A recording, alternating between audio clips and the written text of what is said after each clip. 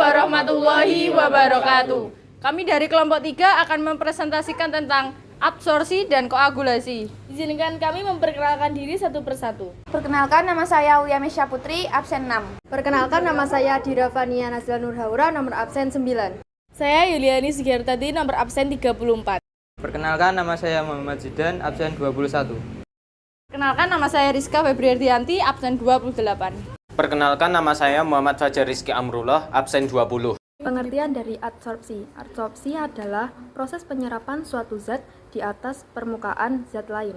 Adanya sifat ini mengakibatkan koloid menjadi stabil. Pengertian lain dari adsorpsi yaitu adsorpsi atau penyerapan adalah suatu proses yang terjadi ketika suatu fluida, cairan maupun gas terikat kepada suatu padatan atau cairan dan akhirnya membentuk suatu lapisan tipis atau film pada permukaannya. Mekanisme adsorpsi secara kimia, yaitu reaksi yang terjadi antara zat padat dan zat terlarut yang teradsorpsi. Mekanisme adsorpsi secara fisik merupakan suatu proses bolak-balik apabila daya tarik menarik antara zat terlarut dan adsorben lebih besar. Daya tarik menarik antara zat terlarut dengan pelarutnya, maka zat yang terlarut akan diadsorpsi pada permukaan adsorben. Perbedaan mekanisme jenis absorpsi. Absorpsi fisik, molekul terikat diabsorban oleh gaya van der Waals, memiliki entalpi reaksi min 4 sampai min 40 kJ per mol, dapat membentuk lapisan multilayer. Absorpsi ini hanya terjadi di suhu di bawah titik didih absorbat. Jumlah absorpsi pada permukaan ialah fungsi absorbat, tidak melibatkan energi aktivitasi tertentu, sifatnya tidak spesifik.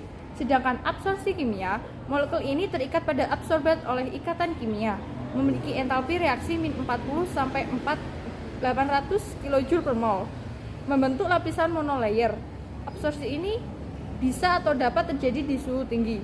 Jumlah absorpsi pada permukaan ialah suatu karakteristik absorbat serta absorbat, melibatkan energi aktivitas tertentu, sifatnya sangat spesifik.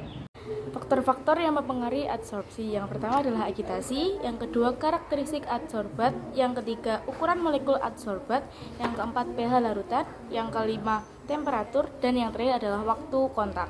Contoh penggunaan adsorpsi. Yang pertama, pemutihan gula pasir. Yang kedua, penggunaan norit sebagai obat sakit perut. Yang ketiga, penjernihan air dengan tawas. Yang keempat, pencelupan serat wool dengan proses pewarnaan. Yang kelima, pencucian dengan sabun. Pengertian dari koagulasi. Koagulasi atau penggumpalan adalah peristiwa pengendapan partikel-partikel koloid sehingga fase terdispersi terpisah dari medium pendispersinya. Koagulasi mekanisme secara kimia. Mekanisme koagulasi secara kimia seperti penambahan elektrolit, pencampuran koloid yang berbeda muatan, dan penambahan zat kimia koagulan. Ada beberapa hal yang dapat menyebabkan koloid bersifat netral, yaitu 1. Menggunakan prinsip elektroforesis, yaitu proses elektroforesis adalah pergerakan partikel-partikel koloid yang bermuatan ke elektrode dengan muatan yang berlawanan. 2. Penambahan koloid dapat terjadi sebagai berikut. Koloid yang bermuatan negatif akan menarik ion positif, kation, sedangkan koloid yang bermuatan positif akan menarik ion negatif, anion. Penambahan elektrolit. Jika suatu elektrolit ditambahkan pada sistem koloid, maka partikel koloid yang bermuatan negatif akan mengadsorpsi koloid dengan muatan positif, kation, dari elektrolit. Koagulasi mekanisme secara fisika, yaitu 1. Pemanasan.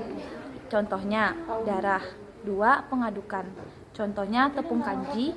Dan 3. Pendinginan, contohnya agar-agar.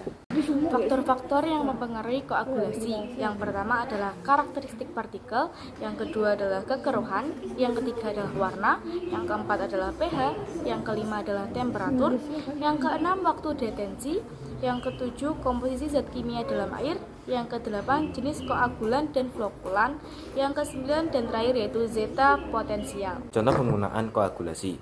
Yang pertama adalah karet dalam lateks digumbalkan dengan menambahkan asam formiat. Yang kedua adalah melakukan pembentukan delta pada muara sungai. Yang ketiga adalah lumpur koloidal dalam air sungai dapat digumbalkan dengan menambahkan tawas. Yang terakhir adalah asap atau debu pabrik dapat digumbalkan dengan alat koagulasi listrik dari Cottrell, seperti pada gambar di samping.